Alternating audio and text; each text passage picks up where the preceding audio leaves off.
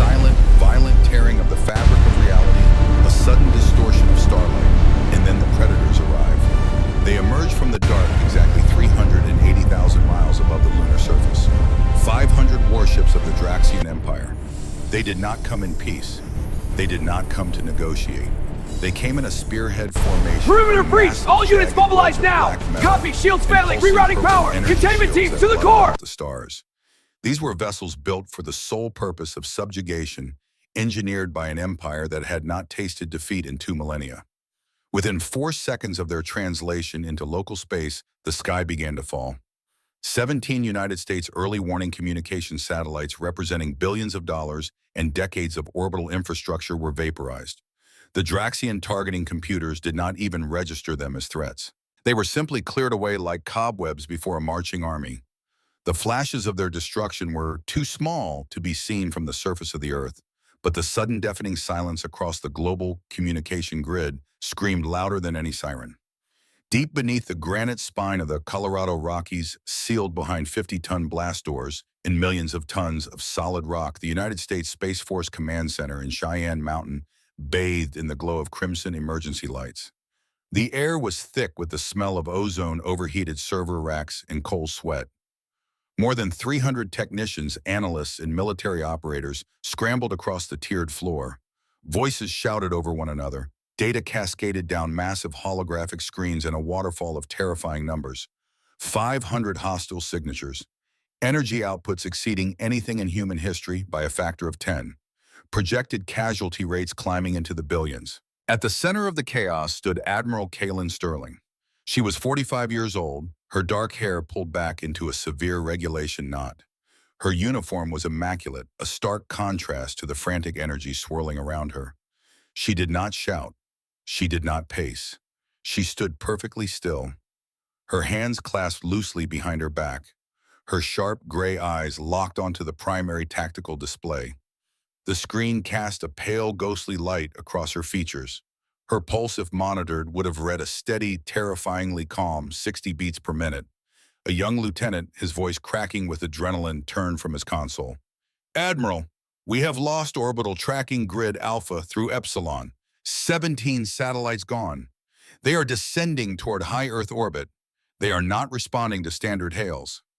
Sterling watched the red icons multiply on the screen. She had known this moment was coming. She had felt it in her bones for 3 days. "Let them come," Sterling said. Her voice was not loud, but its absolute clarity cut through the noise of the bunker. "Initiate the winter protocol." The command was a heavy stone dropped into a still pond. The operators paused for a fraction of a second, the weight of the order settling over them before their fingers flew across their keyboards. The winter protocol was not a defense strategy. It was an acknowledgement that the world as they knew it had ended, and the only path forward was absolute unforgiving survival. 72 hours earlier, the atmosphere had been completely different. It had not been the sterile, militaristic cold of Cheyenne Mountain, but the breathtaking, opulent grandeur of the Galactic Council. Sterling remembered the vast chambers suspended in the void of neutral space. A ring of polished metal and ambient light where representatives from 1,000 different worlds gathered to dictate the fate of the galaxy. She had stood on the central platform, a tiny solitary figure representing a species that had barely dipped its toes into the cosmic ocean. Above her, War Master Velok had loomed on his anti-gravity podium. His scales were the color of dried blood, his armor a masterpiece of interlocking kinetic plates and ceremonial spikes. He looked down at Sterling, not with hatred, but with the casual indifference of a man observing an insect on his dining table. "We claim the system designated as sole binding," Velok's voice had thundered through the translation matrix echoing in the cavernous hall. "The primitive bipeds there will be integrated into the Draxian Empire. Their technology is laughable. Their societies are fractured. They will kneel or they will be broken within a single orbital rotation." A murmur had rippled through the thousands of alien delegates. Some nodded. Conquest was the right of the strong. Others looked away uncomfortable, but unwilling to challenge the apex predators of the galaxy. Archon Zillion, a frail being of translucent blue skin and ancient, sorrowful eyes, had risen from the neutral benches. "War Master Velok, the archives classify their homeworld as a death world. They have survived conditions that would shatter standard biological forms. Perhaps caution is advised. Valok had thrown his head back and laughed. It was a harsh grinding sound. A death world. We have pacified a dozen so-called death worlds. The dirt they walk on does not make them warriors. They are soft, hairless apes playing with fire. They have barely achieved faster than light travel. We will swat them from the sky. Sterling had listened. She had not interrupted. She had simply let the alien commander speak, absorbing every ounce of his arrogance, mapping the contours of his ego. When the laughter died down, she had taken exactly one step forward. The sound of her boot clicking against the polished floor resonated through the acoustic amplifiers. War Master Valok, Sterling had said. Her voice was flat, devoid of the theatrical emotion the alien seemed to expect. I am going to say this exactly once. We did not come here seeking a war. We came seeking dialogue. But if you cross into our system, if you threaten our home, we will not fight for honor. We will not fight for glory. We will fight until you vanish from the universe, or we are entirely extinct. Valok had leaned forward, baring rows of serrated teeth. A brave speech for a dying species. Go home, little human. Look up at your schooner. Wait for us. Sterling had not broken eye contact. We will. Now standing in the subterranean fortress of Cheyenne Mountain, Sterling watched the prophecy unfold. The red wedge on the holographic map was decelerating. Valok's fleet was sliding into position directly over the North American continent. They were making a show of force, positioning themselves where their weapons could wipe out the most populous and industrialized centers of the United States in a matter of seconds. Admiral, the communications officer, called out, his hand pressed tightly to his headset. We are receiving a wideband transmission. It is overriding every civilian and military frequency on the planet, audio and video. Put it on the main screen, Sterling ordered. The tactical map vanished, replaced by the monstrous visage of War Master Valok. He was standing on the bridge of his flagship, bathed in the sickly purple light of his command deck. Behind him, rows of Draxian officers operated consoles with practiced efficiency. People of Earth, Valok announced, his voice translated perfectly and broadcast into every television, radio, and smartphone across the globe. You are looking at your new masters. Resistance is a mathematical impossibility. Look to your skies. Our weapons can melt your continents. Our shields can withstand anything your primitive minds could conceive. Surrender your leaders, power down your defensive grids, and prepare for occupation. You have 5 of your Earth minutes to comply. Any hostile action will result in the immediate incineration of your largest cities. The transmission held. Valok stared through the screen, waiting for the inevitable panic, the begging, the capitulation he had seen 100 times before on 100 different worlds. In Cheyenne Mountain, silence reigned. Every eye turned to Admiral Sterling. She did not blink. She looked at the timer counting down in the corner of her secondary display. 4 minutes and 50 seconds. Open a direct channel to his flagship, Sterling said. Channel open, Admiral. You are live. Sterling looked directly into the camera lens mounted above the main screen. She didn't offer a dramatic speech. She didn't shout. Her voice was the sound of ice cracking on a frozen lake. This is Admiral Kalen Sterling of the United States Space Force. We categorically decline. She sliced her finger across her throat. Cut the feed. The screen blinked back to the tactical map.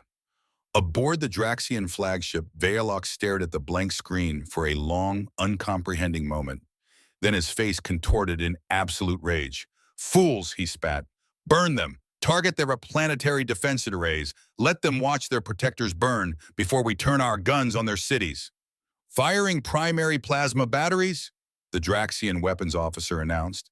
In space, the Draxian fleet lit up. Massive glowing spheres of superheated plasma formed at the tips of their capital ships, burning with the intensity of miniature suns. They unleashed a barrage that should have boiled the oceans. The beams struck out toward the Earth's orbital defense platforms, but they did not hit stationary targets. All USSF vessels break formation. Execute maneuvers. Sterling's voice echoed through the comms of 47 human ships hiding in the shadow of the orbital debris field. They were not a grand armada. They were 47 ugly, blocky, purely functional machines. Many were retrofitted asteroid miners welded together with early-generation military plating. They looked like floating bricks compared to the sleek, terrifying curves of the Draxian warships. The plasma beams slammed into the lead human vessels. A Draxian sensor operator watched his console expecting the primitive human ships to instantly vaporize. His eyes widened in shock. War Master, the plasma impacts, they are not penetrating. Valok slammed his fist onto the armrest of his command throne. Impossible maximum output. It was not impossible. It was the first horrible truth the Draxians were about to learn. Human ships were not built to deflect energy. They were built to endure it. The hulls of the United States vessels were coated in an adaptive metamaterial ablative armor. When the superheated plasma struck, billions of microscopic sensors analyzed the heat variance in milliseconds.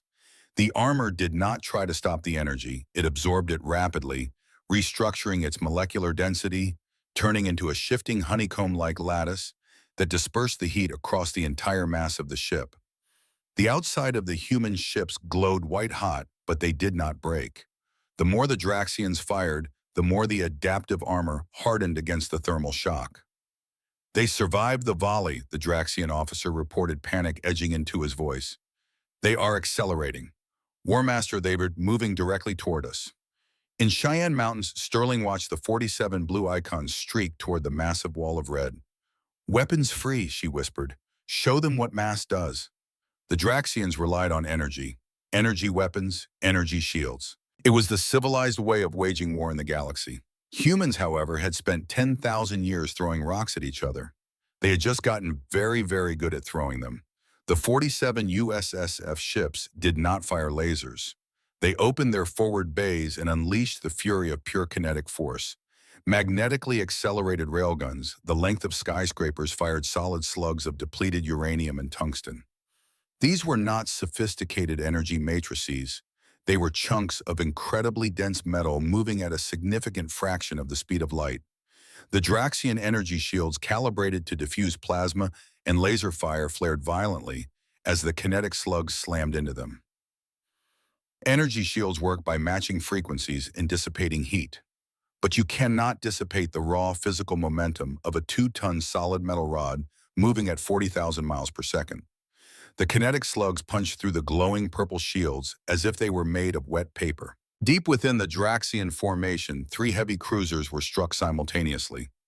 The tungsten slugs entered through the forward bow rip through the internal decks, shattered the containment fields of the warp drives, and exited out the engines in a spray of shattered metal and venting atmosphere. The cruisers detonated from the inside out, expanding into brilliant spheres of wreckage. Shields are ineffective, the Draxian tactical officer screamed over the alarms now blaring across the flagship's bridge. They are using raw mass projectiles. Hull breaches reported on 20 vessels. Return fire, evasive maneuvers. Valok roared, his previous arrogance entirely evaporated, replaced by a cold creeping dread. But the human ships were already among them. They did not fight in lines. They scattered like angry hornets, diving between the massive Draxian dreadnoughts, using the enemy's size against them.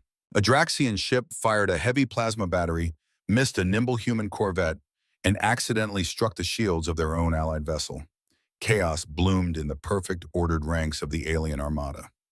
Then came the second phase. Admiral! The voice of Captain Sarah Jenkins cracked over the Cheyenne Mountain speakers.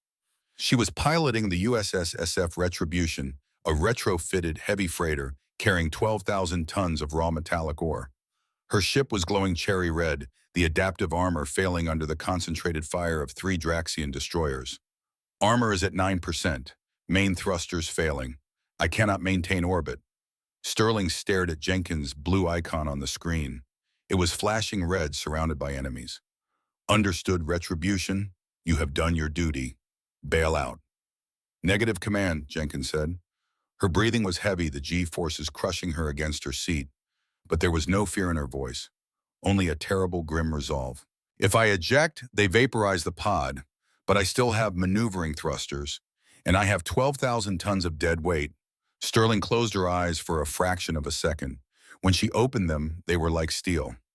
Godspeed, Sarah. High above the earth, the USSF Retribution stopped trying to evade. Jenkins redirected every remaining ounce of power from life support from the failing armor grids, from the communication arrays and dumped it entirely into the primary engines. The massive blocky freighter surged forward. She targeted the nearest Draxian destroyer. The alien commander saw the human ship accelerating on a collision course. She is mad evasive fire all batteries. Plasma rained down on the Retribution, melting away its outer hull, tearing off communication arrays, but the massive bulk of the ship's cargo kept it moving. It was a 12,000-ton bullet. The Retribution slammed into the center of the Draxian destroyer. The impact was cataclysmic. There was no explosion at first, just the horrifying, grinding crunch of metal as the human ship drove itself halfway through the alien vessel's armored spine.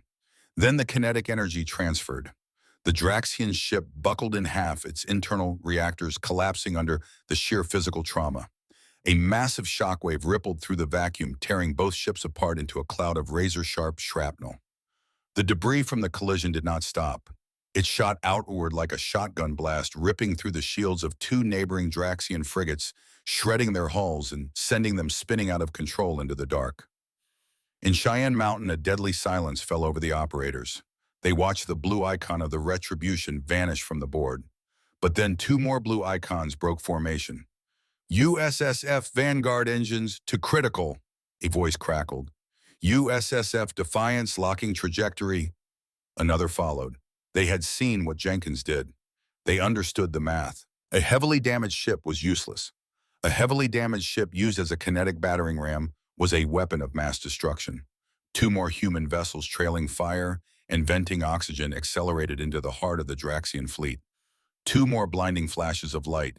6 more Draxian signatures vanished from the board. Valok watched his tactical display collapsing. This was not a battle. This was a slaughterhouse. These primitives did not care if they lived as long as they took a Draxian with them. They fought with a suicidal savagery that defied every rule of civilized galactic warfare. War Master, his censor chief, yelled, his voice cracking with sheer terror. We have lost 150 vessels. 30% of the Vanguard fleet is destroyed or disabled. Their kinetic weapons are bypassing our shields, and they are using their own ships as projectiles. Valok's hands shook. 200 years of command, of glorious victories, and he was being humiliated by apes throwing rocks in their own burning bodies. Pull back, Valok choked out the words, tasting like ash in his mouth. All vessels initiate emergency FTL jump. Get us out of their rare gravity well. Regroup at the rally point. The Draxian fleet, once a terrifying wedge of absolute power, broke formation and fled. They scrambled to power up their FTL drives, abandoning their disabled ships desperate to escape the meat grinder of Earth's orbit. Flashes of distorted light filled the void as the surviving 350 ships vanished back into the dark. The battle had lasted exactly 11 minutes and 30 seconds. In Cheyenne Mountain, there was no cheering. The adrenaline was fading, leaving behind the cold reality of the cost. 40 human ships were gone. Thousands of sailors and pilots were dead. The orbital grid was a graveyard of twisted metal and frozen blood. They're gone, Admiral, the tactical lieutenant said softly. The sector is clear. Sterling remained standing perfectly still. The battle was won, but the war had just begun. Valok would return. He would bring more ships. He would bring the full might of his empire.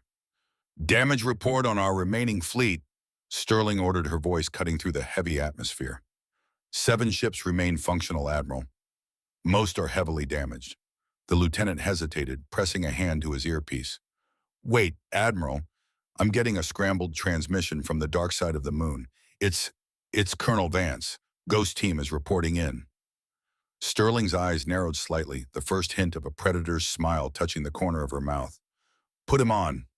Static hissed over the speakers, followed by the heavy regulated breathing of a special forces operative in a vacuum suit.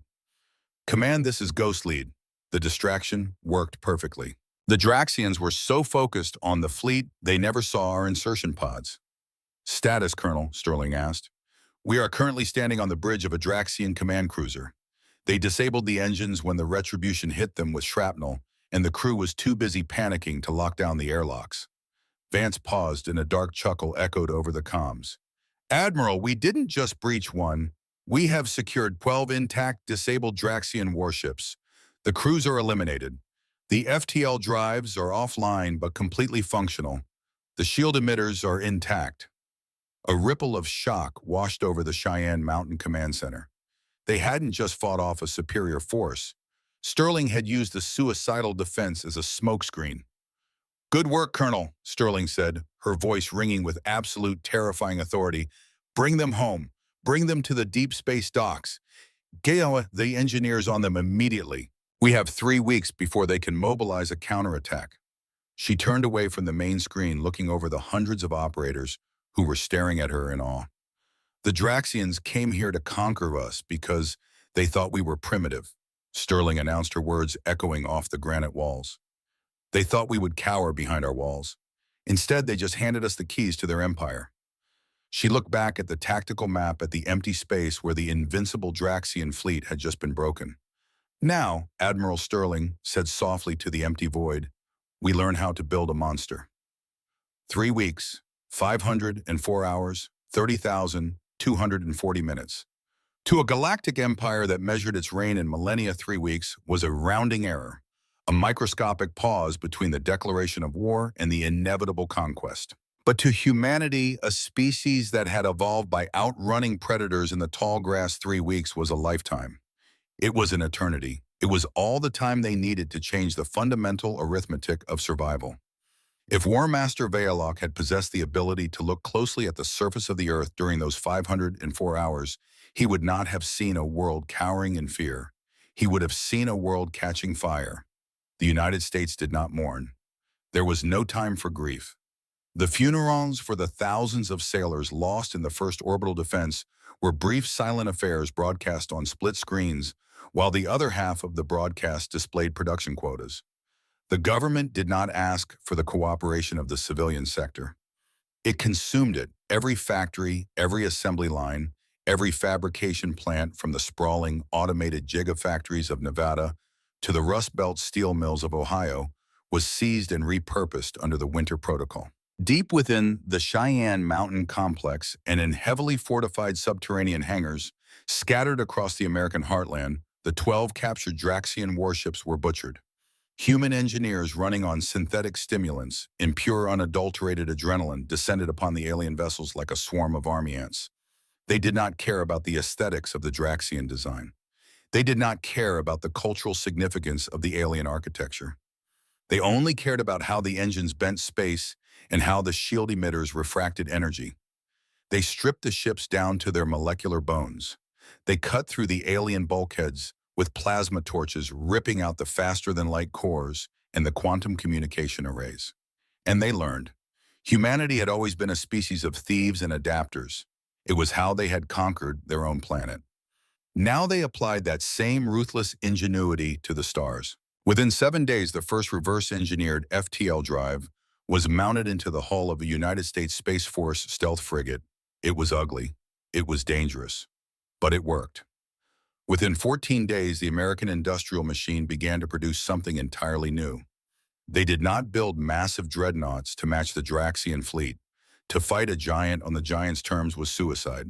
Instead, they leaned into their greatest strength, mass production, and sheer uncompromising volume. Every 3D printer in the country, from multi-million-dollar aerospace fabricators to desktop units in suburban garages, was networked into a single terrifying hive mind. They printed drones. They were not sophisticated machines. They were the size of a standard automobile, consisting of a solid fuel thruster, a crude kinetic absorption shell, a quantum-linked receiver, and a high-yield shape-charge warhead. They had no life support. They had no return thrusters. They were built for a one-way trip. They cost roughly the same as a mid-sized sedan to produce, and the United States was printing 4,000 of them every single minute. By the end of the 3rd week, the orbital space above Earth was no longer empty. It was heavily seeded. The trap was set. The jaws were open, and right on schedule, the predator returned. The fabric of space above the Earth tore open, not with a single violent rupture, but with 2,000 simultaneous screams of tortured physics. The Draxian armada translated out of faster-than-light travel, painting the orbital void with a terrifying, sickly purple glow. 2,000 warships. It was a fleet designed to shatter star systems. There were dreadnoughts the size of floating cities, their hulls bristling with heavy plasma batteries, that could turn a continent into glass. There were hundreds of agile destroyers, heavily armored cruisers, and massive carrier ships housing thousands of atmospheric strike fighters. They blotted out the sun. They cast a literal shadow across the North American continent. Standing on the bridge of his flagship, the Oblivion War Master Velok stared down at the blue marble of Earth, his red scales flushed with the heat of anticipated vengeance. The humiliation he had suffered 3 weeks prior had been a stain on his honor, a stain he intended to wash away with the blood of billions. "Scan the sector," Velok growled, his voice a low, vibrating rumble that shook the deck plating. "Find their pathetic fleet. I want them pulverized before we begin the planetary bombardment." The Draxian sensor operators worked frantically, their multi-jointed fingers flying across the holographic interfaces. War Master, the chief sensor operator, reported a hint of confusion in his voice. "We are scanning the entire orbital perimeter. I am only reading 18 human vessels." Velok stepped forward, his heavy boots echoing in the cavernous command center. 18, that is all they have managed to rebuild. 18 ships against 2,000. A cruel, jagged smile broke across Velok's face. He had overestimated them. The first battle had been a fluke, a desperate, suicidal anomaly. These apes had thrown everything they had at him in the first wave, and now they had nothing left. "Put them on the main display," Velok ordered. The screen flickered, showing the 18 United States Space Force vessels. They were holding a tight formation just beyond the exosphere. They looked pathetically small, fragile metal boxes hovering before a hurricane. "Open a wideband channel," Velok commanded, wanting the entire planet to hear his final judgment. "Humans of Earth, your resistance was an entertaining novelty, but the time for games is over. Look upon the sky and understand the magnitude of your error. Your 18 ships will burn in a fraction of a second. Prepare yourselves for the fire." He raised his armored hand, preparing to give the order that would unleash the plasma batteries. But the order never left his throat. Deep within the Cheyenne Mountain complex, Admiral Kaylin Sterling did not look at the 2,000 Draxian ships on her monitor. She looked at a secondary screen, a screen that displayed a single glowing green button. "He talks too much," Sterling whispered. She pressed the button. "Unleash the swarm." In orbit, the 18 USSF ships did not fire a single weapon. They simply broadcasted a massive, encrypted quantum activation signal. Aboard the Draxian flagship, the chief sensor operator let out a sudden panicked shriek. "War Master, the radar! The sensors are overloading." Velok snapped his head toward the tactical display. "What is it? Are they firing kinetic weapons again?" "No, it's not weapons. It's mass, unquantifiable mass." The holographic map of the Earth's orbit, which had been mostly empty just seconds before, suddenly turned entirely violently red. It was not a few dozen contacts. It was not a few hundred. It was millions. From the dark side of the moon, from the deep craters of the lunar surface, from the shadowy debris fields of the destroyed satellites, and launching simultaneously from thousands of hidden silos across the United States, the drones awoke. They did not fly in formation. They flowed. Like a river of angry, jagged metal, a massive swirling cloud of death surged toward the Draxian armada. "What are those?" Velok whispered, the first icy tendrils of genuine terror gripping his hearts. "Are those ships? They are too small. Target them. Target all of them." The Draxian fleet opened fire. The void of space lit up with a blinding, chaotic storm of purple plasma and cutting lasers. The automated point defense turrets on the alien warships tracked the incoming targets, firing at maximum capacity. Drones exploded by the hundreds. Thousands of them were vaporized into harmless clouds of atomic dust in the first few seconds. The Draxian weaponry was incredibly efficient, incredibly precise. But it did not matter. For every drone the Draxians destroyed, 50 more slipped past the barrage. They were too small, too fast, and there were simply too many of them. The Draxian targeting computers designed to track the calculated trajectories of civilized warships began to freeze. They could not process the chaotic fluid movement of a million independent targets. Because the drones were not being controlled by artificial intelligence. They were being flown by human beings. Down on Earth in a darkened stadium in Los Angeles, 10,000 teenagers sat in folding chairs wearing virtual reality headsets. In a repurposed shopping mall in Chicago, thousands of retired Air Force veterans grasped joysticks with white-knuckled intensity. In basements, internet cafes, and military barracks from coast to coast, millions of American citizens were logged in. They were not soldiers. They were gamers, delivery drivers, accountants, and mechanics. They had been given a 3-week crash course in orbital mechanics in a single overriding objective RAM, the purple shields. When a drone was destroyed, the user's screen simply flashed red for a microsecond before they were instantly linked to a fresh drone launching from a silo. It was an endless, terrifyingly relentless wave of human willpower projected into the cold vacuum of space. The first wave of drones impacted the Draxian vanguard. They did not try to penetrate the shields. They simply crashed against the glowing purple energy barriers and detonated their shaped charges. Boom, boom, boom. The explosions were microscopic compared to the size of the dreadnoughts. A single drone detonation depleted perhaps 1,000% of a Draxian shield's total capacity. It was the equivalent of a mosquito biting a rhinoceros, but then 1,000 mosquitoes bit at once, then 10,000, then 100,000. Shield capacities dropping. The Draxian tactical officer screamed, his voice cracking. Vanguard ships are reporting critical shield failures. The impacts are too frequent. The energy matrices cannot recycle fast enough. Evasive maneuvers, Velok bellowed. Scatter the formation, do not let them swarm us. It was the worst possible order he could have given. As the Draxian ships broke their tight, mutually supporting formation to avoid the swarm, they isolated themselves. The human pilots down on Earth instantly recognized the shift in tactics. Like wolves isolating a wounded caribou from the herd, the millions of operators coordinated in a chaotic, wordless symphony of destruction. Hundreds of thousands of drones converged on a single Draxian heavy cruiser. The vessel fired its plasma cannons, wildly melting thousands of them, but the clouds simply wrapped around the massive ship, blotting out its view of the stars. The drones latched onto the purple energy shield like leeches. Millions of tiny, high-yield warheads had detonated in perfect unison. The Draxian shield flared a blinding, agonizing white and then shattered like glass. With the shield gone, the next wave of drones did not detonate on the outside. They flew directly into the ship's exposed thruster banks, down the barrels of the plasma cannons, and into the atmospheric venting ports. They detonated deep within the bowels of the alien vessel. The Draxian heavy cruiser shuddered violently, its internal bulkheads blowing outward in a series of catastrophic secondary explosions before the main reactor went critical. The ship ripped itself apart in a brilliant flash of silent fire, sending massive chunks of burning shrapnel tearing through the swarm. Velok watched in utter horror as the blue icon of one of his finest ships vanished from his tactical map. And then another vanished, and another, and another.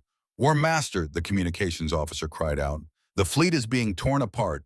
Point defense cannons are overheating and melting down. We cannot track them. They are everywhere." Velok stared at the screen.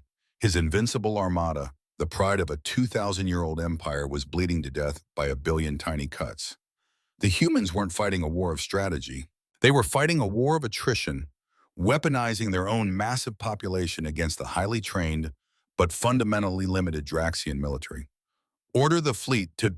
Velok hesitated. To what? To run again. To be chased out of the system a second time by these savages? The disgrace would be absolute. The Emperor would have his head on a spike. But as he watched 5 more of his destroyers succumb to the relentless grinding pressure of the drone swarm, the choice was made for him. "Maintain defensive fire," Velok roared. "Hold the line. They must run out of these machines eventually. We will weather the storm, and then we will turn their planet to ash." It was a desperate gamble, a gamble based on the assumption that humanity had emptied its entire arsenal into this single massive trap. He was wrong. The drones were only the anvil. The hammer was already swinging far, far away from Earth. While Velok watched his fleet slowly drown in a sea of mechanical locusts, Admiral Kaylin Sterling was nowhere near the Cheyenne Mountain complex. She was standing on the bridge of the USSF Wraith, a heavily modified stealth cruiser deep in the black void of space. She was not in the Sol system. She was 400 light-years away, deep within the heart of the Draxian Empire's core territory. Sterling looked out the main viewport. There were no stars here. The view was entirely dominated by the colossal structure of the Draxian Prime Orbital Forge. It was a massive ring space station spanning hundreds of miles across, glowing with the heat of thousands of active plasma furnaces. It was the industrial beating heart of the Draxian military machine. Surrounding the forge were massive fuel refineries siphoning raw energy from a nearby gas giant. This was where the Draxians built their 2,000 ships. This was where they stored their fuel, their munitions, their spare parts. And it was completely, utterly undefended. The Draxians were so arrogant, so confident in their absolute supremacy that they had committed their entire active military force to the subjugation of Earth. They had left their back door wide open. Sterling stood with her hands clasped behind her back. 50 USSF stealth ships equipped with the stolen and heavily modified alien FTL drives hovered silently in the shadows of the gas giant's rings. They had bypassed the Draxian early warning sensors, using localized electromagnetic, baffling a primitive human trick that the advanced Draxian sensors looking for massive energy signatures had completely ignored. "Admiral," the tactical officer on the Wraith whispered, as if speaking too loudly would alert the enemy. "We have achieved firing solutions on all 87 primary targets. The orbital shipyards, the plasma refineries, the quantum communication hubs, and the central munitions depots. Are there civilian populations on any of those structures?" Sterling asked, her voice cold and even. "Negative, Admiral.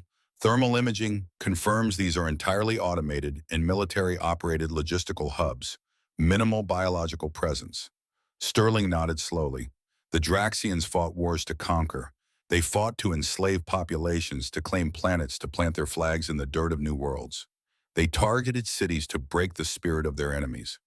Humans had learned a long time ago that you do not win a war by killing the enemy's soldiers. You win a war by starving them. You win a war by breaking the supply chain that puts the weapon in the soldier's hand. "We are not here to butcher them," Sterling said, looking at the massive glowing forge. "We are here to castrate them." She turned to her communications officer. "Transmit the coordinates to the fleet. Spin up the magnetic accelerators. Load the heavy kinetic penetrators." Across the 50 hidden human ships, massive railguns powered up. The hum of the magnetic coils charging vibrated through the deck plating. There was no plasma. There were no glowing energy beams to give away their position. There were only 50 massive slugs of solid, super-dense tungsten burning in the dark. "Solutions locked, Admiral." Sterling looked at the timer on her console. She had coordinated this strike to happen exactly 45 minutes after Valok's fleet engaged the drone swarm at Earth. "Fire!" In the dead silence of space, 50 massive kinetic slugs were launched at 80 miles per second. They crossed the void in a fraction of a heartbeat. The Draxian orbital forge did not even have time to register an impact warning. The kinetic penetrators slammed into the massive plasma refineries holding millions of tons of super-compressed volatile gas. The resulting explosions did not just shatter the refineries, they ignited the atmosphere of the upper gas giant. A wave of catastrophic fire ripped across the orbital space. The shipyards were torn apart. Half-constructed Draxian dreadnoughts were violently ripped from their mooring clamps and sent crashing into the primary manufacturing rings. The quantum communication hubs, the delicate arrays that allowed the Draxian Empire to coordinate its vast territories across thousands of light years, were pulverized into dust by secondary kinetic strikes. Sterling watched the destruction unfold with a terrifying clinical detachment. She watched as the sky burned. She watched as 87 critical logistical nodes, the infrastructure that had taken the Draxians centuries to build, were systematically, mathematically deleted from existence in a matter of seconds. The Draxian Empire had just been decapitated. Without the shipyards to repair their vessels, without the refineries to fuel their engines, and without the communication hubs to coordinate their forces, the Empire was no longer an empire. It was a collection of isolated islands in the dark. "Primary targets destroyed, Admiral," the tactical officer reported, awe and horror mixing in his voice as he looked at the expanding cloud of debris that used to be a galactic superpower's industrial heart. "Reroute the stealth arrays," Sterling commanded, her face an unreadable mask. "Spin up the FTL drives. We drop back to Earth. We finish this." The 50 human vessels vanished back into the tear in space-time, leaving behind a graveyard of fire and ruined metal. Back in the Sol system, War Master Valok was screaming, His flagship, the Oblivion, was shaking violently. The internal lighting had shifted to a bloody emergency red. Sparks rained down from the ceiling as secondary systems failed under the relentless, endless pounding of the human drones. He had lost 600 ships. 600. The vacuum outside his viewport was a chaotic nightmare of exploding drones, dying Draxian warships, and blinding plasma fire. The humans were not running out of machines. The swarm seemed thicker now than it had been an hour ago. The American industrial machine was feeding the meat grinder faster than the Draxians could clear it. "We cannot hold this position," the tactical officer shrieked, wiping a streak of purple blood from a gash on his forehead where a console had exploded. "Shields on the flagship are down to 12%. If we do not jump out of system, then we will be ripped apart." Vialok's pride warred with his survival instinct. He could not run again. If he ran, he would return to the homeworld of failure. He would be executed for losing a third of the Grand Armada to a species of hairless apes. "No," Valok roared. "We do not retreat. Open a secure quantum channel to Draxia Prime, contact the Emperor, request the immediate deployment of the reserve fleet and the planetary defense armada. I want every ship we have to report into this system." The communications officer scrambled at his console, his fingers moving in a blur. He activated the massive quantum relay, the device that allowed instantaneous communication across the galaxy. He waited. Valok paced the deck like a caged beast, ignoring the shuddering of his ship. "Well, tell them we need reinforcements immediately. Tell them to bring the heavy planetary crackers." The communications officer looked up. His face was devoid of color. His eyes were wide with a terror that eclipsed the battle raging outside the ship. "War Master," the officer whispered. "What is it?" Did the Emperor respond? The officer slowly shook his head. He tapped the console again, increasing the gain on the audio output so the entire bridge could hear it. There was no voice on the other end. There was no static. There was no automated routing signal. There was only a dead, absolute, chilling silence. "The quantum relay. It cannot find a connection," the officer said, his voice trembling so violently he could barely form the words. "War Master, Draxia Prime is not responding. The orbital forge is not responding. The secondary communication hubs, they are all gone. There is no signal." Valok stopped pacing. The blood drained from his face, leaving his red scales looking pale and sickly. "Try the deep space relays," Valok ordered, his voice suddenly very quiet. "I am trying, War Master. I am pinging the entire network." The officer looked down at his screen, and a tear of pure existential dread rolled down his cheek. "There is nothing. The network is gone. The homeworld, they are completely cut off." Another massive shudder rocked the Oblivion as 100 human drones bypassed the failing point defense cannons and detonated simultaneously against the starboard hull. The main lights flickered and died, leaving the bridge illuminated only by the glow of the tactical displays and the fires of the dying fleet outside. In that moment, standing in the dim red light of his collapsing flagship, Valok finally understood. He understood the trap. He understood the swarm of cheap, disposable drones. They were not meant to win the war. They were a lock. They were a pair of handcuffs designed to pin his massive, invincible armada in place, forcing him to fight a battle of attrition he could not win, blinding him to everything else in the universe. He had brought his entire strength to crush the apes. And while he had his hands around their neck, they had quietly reached behind him and slipped a knife into his empire's heart. "They didn't just defend themselves," Valok whispered into the silence of the bridge, the realization crushing the breath from his lungs. "They went behind us." The radar screamed a new warning. It wasn't a drone. Directly in front of the Draxian flagship, the fabric of space tore open again. 50 human warships dropped out of FTL travel. They were sleek. They were heavily armed, and their magnetic accelerator cannons were already glowing with a lethal, hungry light. Admiral Sterling had returned, and Valok, the War Master of the Draxian Empire, the apex predator of the galaxy, looked at the human fleet and realized for the very first time in his long, brutal life what it felt like to be the prey. The void of space above Earth was no longer a battlefield. It was an execution block. 50 United States Space Force stealth cruisers, fresh from the decimation of the Draxian Empire's industrial heart, hovered in perfect motionless symmetry. They did not attack immediately. They did not need to. They simply hung there in the dark, their magnetic accelerator coils radiating a dull, terrifying heat. Between the human fleet and the broken remnants of the Draxian armada, the swarm of millions of drones parted. They pulled back like the receding tide of a metallic ocean, forming a massive silent corridor. At the end of that corridor floated the Oblivion, the flagship of War Master Valak. It was a ruined Leviathan. Its majestic purple energy shields were completely gone, shattered by the relentless grinding of a million microscopic detonations.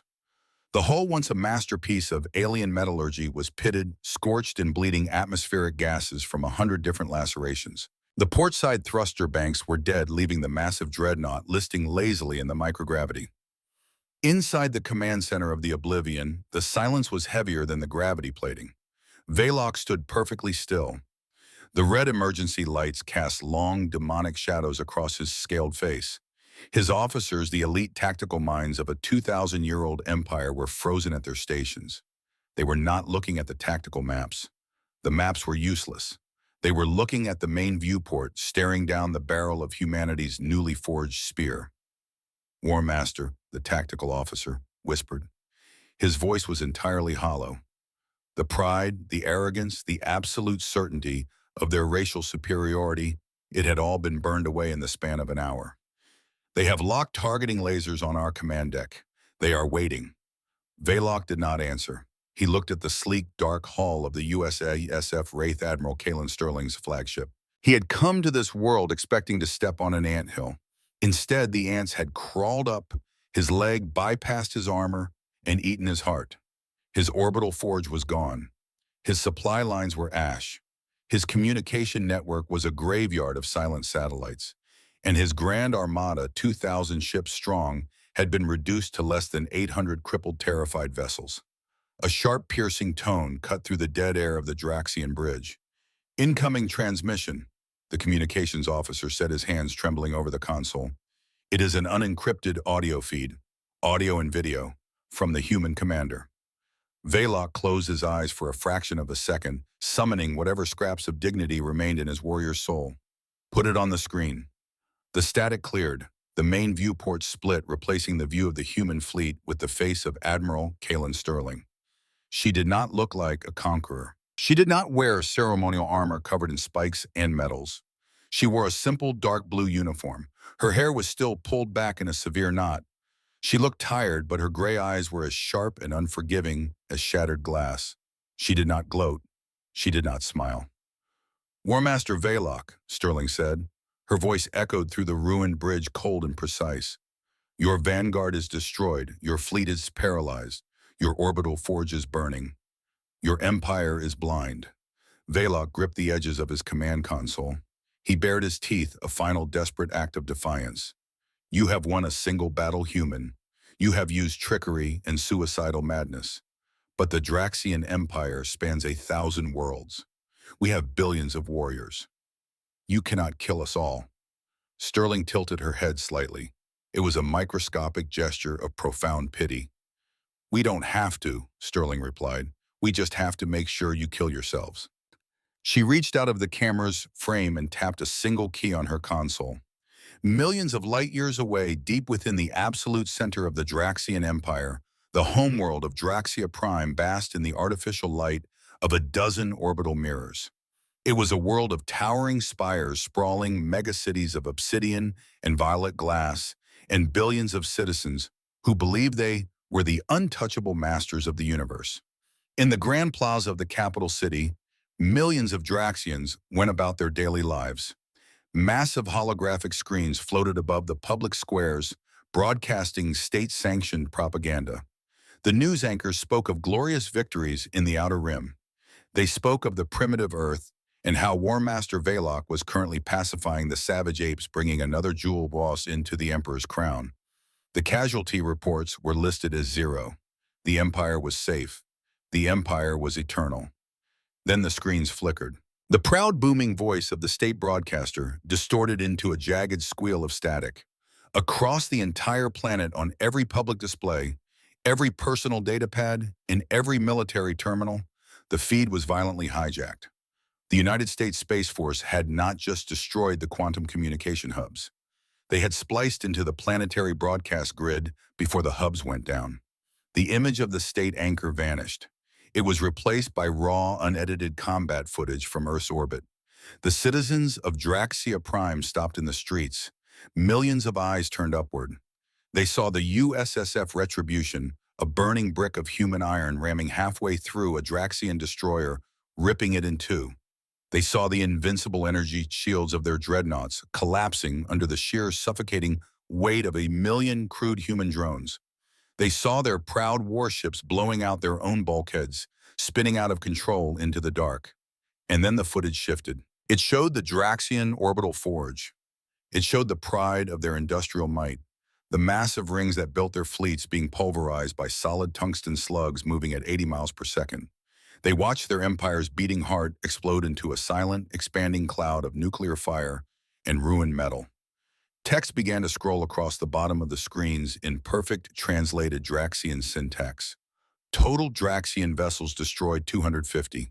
Orbital forge destroyed. Supply chain severed. Your government has lied. Your warriors are dead. A suffocating, paralyzing silence fell over the capital city.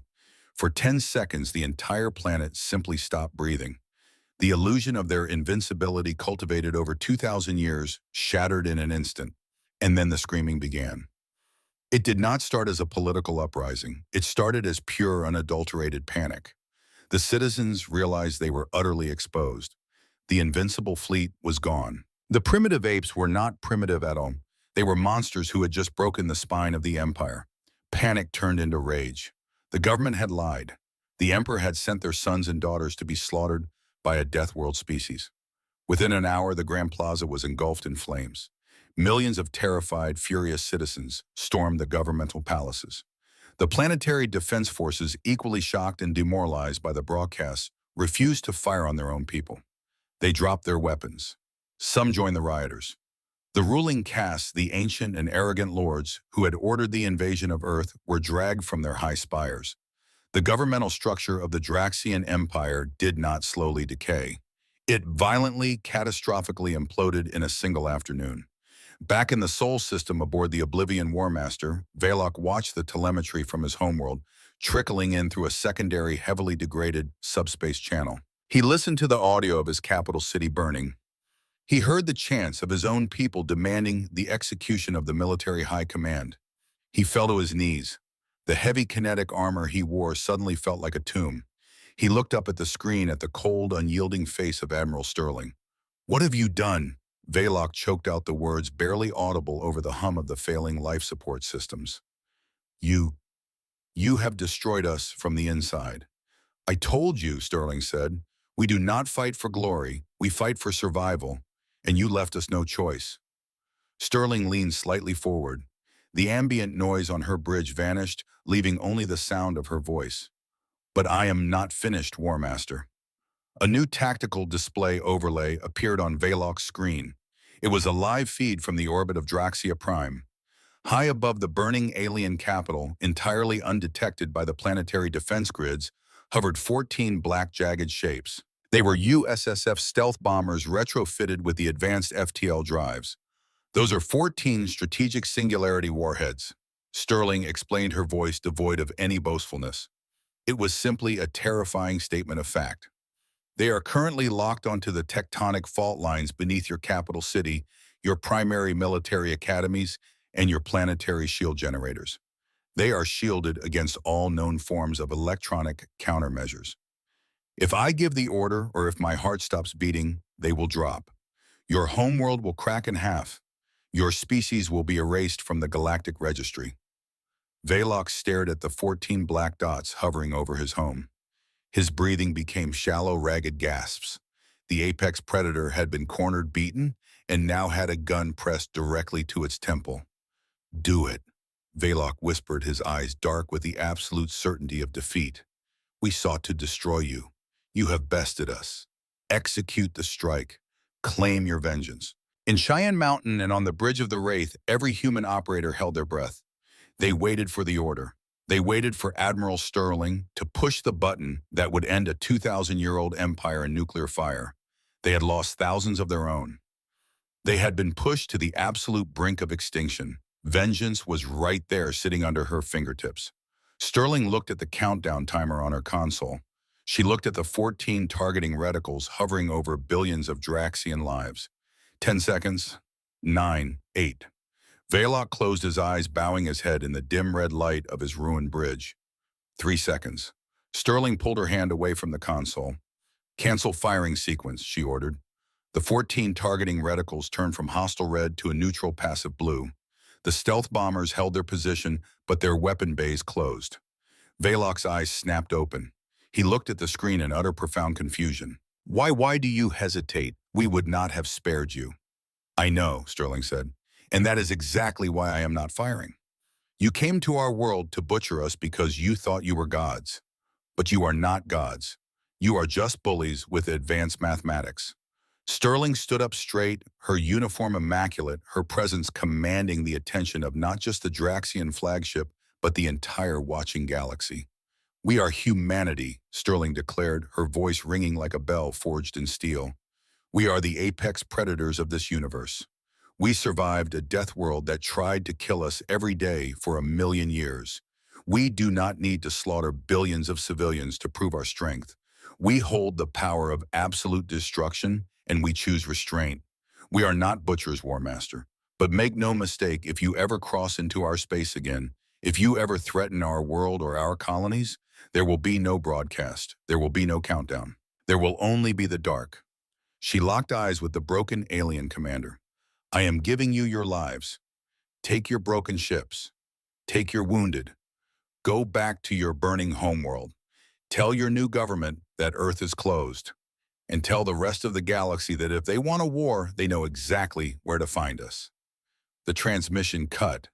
Valok remained on his knees for a long time. The bridge was completely silent, save for the weeping of his communications officer. The War Master slowly pulled himself up to his feet. He looked out the viewport at the 50 human stealth ships, perfectly still, perfectly lethal, holding the line. Recall the fleet, Valok whispered, a broken man giving his final order. We surrender unconditionally. Over the next 2 hours, the remnants of the Draxian armada powered down their weapons. They did not attempt to flee. They limped away from the Earth, broken, humiliated, and utterly defeated.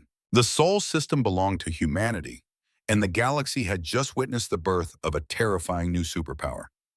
Time in the galaxy does not stop for the fall of empires. It simply adjusts to the new center of gravity.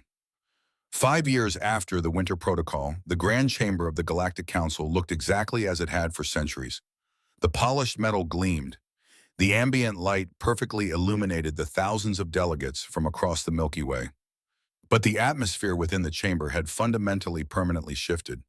The center platform, once the stage for the arrogant declarations of War Master Valok, was now occupied by someone else.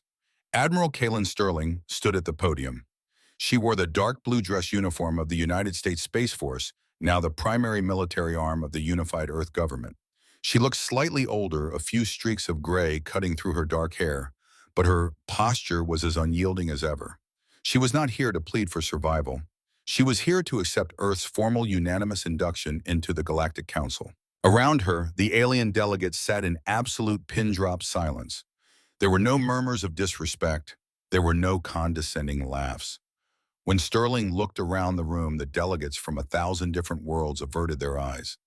They were terrified of her. They were terrified of the species she represented.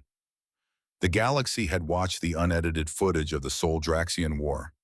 They had seen the sheer psychopathic brilliance of the kinetic strikes, the relentless horror of the drone swarms, and the cold surgical decapitation of the Draxian industrial base. But what frightened them the most was not the violence. It was the restraint. A species that could hold a gun to the head of billions and choose not to pull the trigger was a species that possessed a level of psychological control that the rest of the galaxy found deeply fundamentally unnatural. Archon Zillion, the ancient blue bayou-skinned diplomat who had once warned Valok against attacking Earth, stepped forward to present the ceremonial seal of the Council. Admiral Sterling, Zillion said, his voice trembling slightly, though he tried to hide it. On behalf of the Galactic Council, we welcome humanity into the fold. We We look forward to an era of unprecedented peace and cooperation. Thank you, Archon, Sterling replied, her voice calm and polite. She took the seal. She knew they didn't want her here out of friendship. They wanted Earth in the Council so they could bind humanity in treaties and regulations. They wanted the monster on a leash. Sterling was perfectly fine with that. Earth needed trade. It needed resources. But she would never, ever let them forget who held the leash. Sitting in the front row of the delegate benches directly below Sterling's podium was the new representative of the Draxian Republic. The Empire was gone, replaced by a fragile democracy desperately trying to rebuild its infrastructure. The Draxian delegate did not look at Sterling with hatred. He looked at her with a strange, complex mixture of deep shame and profound gratitude. The Draxians had become Earth's most loyal, albeit reluctant, allies. They had learned the hardest lesson in the universe, and now they sought the protection of the very species that had broken them. The ceremony concluded without incident. Earth was officially a recognized superpower. But the true test of humanity's new position in the galaxy did not happen in the council chambers. It happened 3 months later, on the outer rim of the Orion Cygnus arm. The United States Space Force had established a series of deep space listening posts to monitor the borders of human territory. It was routine work, mostly tracking asteroid trajectories and pirate activity, until the Korath Dominion arrived. They were a species from the deep core, a massive, heavily militarized empire that had recently expanded into the local sector. They were aggressive, hyper-expansionist, and completely ignorant of local galactic politics. They possessed ships made of organic, self-healing biometal, and they considered all non-organic technology to be an insult to the universe. A Korath subjugation fleet numbering 300 biocruisers dropped out of FTL directly on the border of the Sol system. Aboard the USSF Wraith, Admiral Sterling stood on the bridge watching the massive, fleshy ships appear on her tactical display. The alarm sounded a familiar rhythmic pulse of impending conflict. "Admiral," the communications officer said, his voice tight, "we are receiving a wideband broadcast from the Korath fleet. They are demanding our immediate surrender. They claim our world violates their holy doctrine and will be cleansed by biofire." Sterling let out a slow, quiet sigh. It was the sigh of a woman who was profoundly tired of having to explain the rules of the universe to idiots. "Spin up the magnetic accelerators," Sterling ordered, preparing to enact the winter protocol. For a second time, "Warm up the drone silos on the lunar dark side." But before Sterling could give the order to lock weapons, her console chimed with an incoming priority override. It was an encrypted burst transmission, but it wasn't coming from Earth Command. It was coming from the Draxian embassy on the Galactic Council station. "Admiral Sterling," the Draxian ambassador's voice came through the comms, breathless and urgent. "Please, hold your fire. Do not engage the Korath." Sterling frowned. "They are threatening our borders, Ambassador. You know our protocol." "We know," the Draxian pleaded.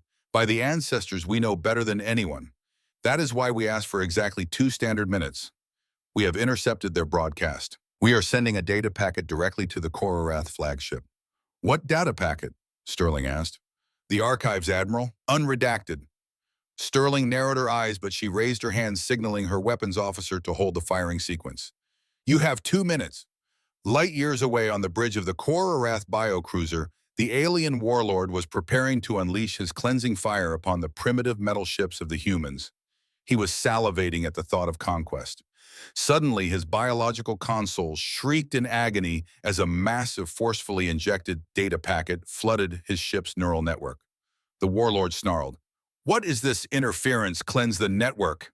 "We cannot, warlord," his subordinate cried out. "It is a localized broadcast from the Draxian Republic. They are projecting visual data directly into our optical receptors." The Korath warlord was forced to watch. He watched the Retribution tear a dreadnought in half. He watched millions of primitive drones drown the most advanced shields in the galaxy. He watched the absolute clinical destruction of the Draxian orbital forge. He watched War Master Valok, a legend of military prowess, even in the deep core, begging for his life, in the red glow of his failing bridge. And then a text file appeared on the Korath tactical display. "Message from the Draxian Republic to the Korath Dominion. You are currently aiming weapons at the homeworld of the apex predators. If you fire, they will not just defeat you. They will dismantle your civilization down to the molecular level. They will make it hurt. We beg you for your own survival. Turn around. The Korath warlord stared at the telemetry. He looked at the readouts of the 50 human stealth ships hovering silently on his border. 5 minutes ago, he had thought they were primitive chunks of dead metal. Now he realized they were loaded guns held by absolute psychopaths. Warlord, his subordinate whispered, trembling. The humans are locking targeting lasers. They are using solid kinetic mass. The Korath warlord did not hesitate. The religious fervor evaporated, replaced by cold primal survival instinct. Abort the crusade, he screamed, his vocal cords tearing. Reverse polarity on the FT-L drives. Get us out of this system immediately. Erase the coordinates from the nav computers. We were never here. On the bridge of the Wraith, Admiral Sterling watched the tactical display. The 300 Korath biocruisers, which had been aggressive and confident just 90 seconds prior, suddenly spun around in a chaotic, terrified panic. Their FTL drives tore open the fabric of space and they vanished, fleeing back into the deep core as fast as their engines could carry them. The border was secure. Not a single shot had been fired. Sterling leaned back in her command chair. The tension slowly bled out of her shoulders. She looked at the comms panel. Thank you, Ambassador, she said quietly. It was our duty, Admiral. The Draxian replied, his voice heavy with solemn respect. The galaxy must be reminded from time to time of what sleeps in the Sol system. We prefer that others learn from our nightmares rather than experiencing them firsthand. The transmission ended. Sterling stood up and walked to the main viewport. She looked out into the endless ocean of stars. They were beautiful. They were baton, and for the first time in human history, they were not full of existential dread. Decades later, in the grand lecture halls of the Galactic Military Academy, Archon Zillion stood before a new generation of officers. They came from 100 different worlds, young, eager, and full of the traditional notions of honor, energy shields, and plasma warfare. Behind the ancient Archon, a massive holographic display rotated slowly. It was a high-resolution image of a small blue and green planet. Earth. Listen closely, Archon Zillion began, his voice raspy with age but commanding absolute silence in the auditorium. You will study many tactics in this academy. You will learn how to bypass shields, how to calculate FT-L trajectories, and how to manage supply lines. But there is one lesson that supersedes all others. It is the absolute unbreakable rule of galactic survival. He tapped his cane against the floor. If you ever find yourself in command of a fleet and your navigation computers tell you that you are entering the Sol system, you turn around. A young multi-limbed cadet from a proud warrior race raised a hand. But Archon, surely with modern advancements, a combined galactic fleet could overpower them. Their technology is highly adapted, but they are still numerically inferior to the combined galaxy. Archon Zillion stopped pacing. He looked at the cadet with a gaze that held the weight of millions of ghosts. Can they be defeated? Zillion asked softly. Mathematically, perhaps. You could glass their planet. You could burn their colonies. You could kill every human currently breathing. The Archon stepped closer to the cadets, his voice dropping to a terrifying whisper. But you must understand the human guarantee. They do not fight to conquer. They do not fight for glory. They fight because their DNA was forged in a crucible of absolute unyielding violence. If you push them to the edge of extinction, they will not surrender.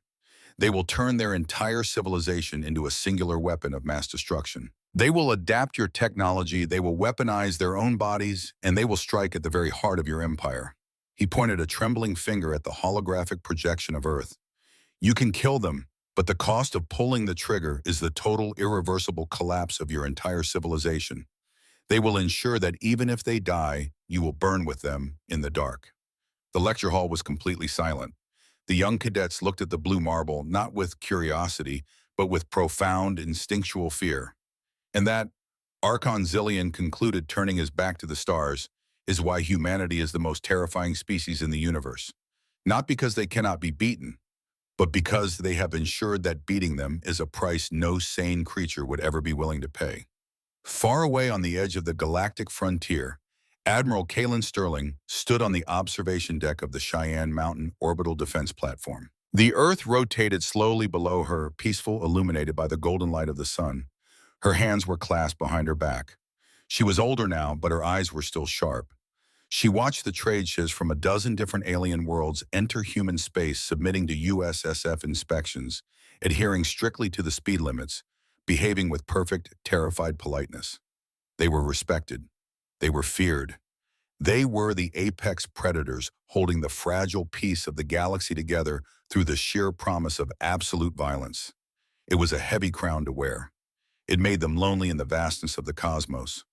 But as Sterling looked down at the billions of lights glowing across the North American continent, safe, secure, and thriving, she felt the ghost of a smile touch her lips. They were lonely, but they were alive. And in the dark, silent expanse of space, survival was the only victory that mattered.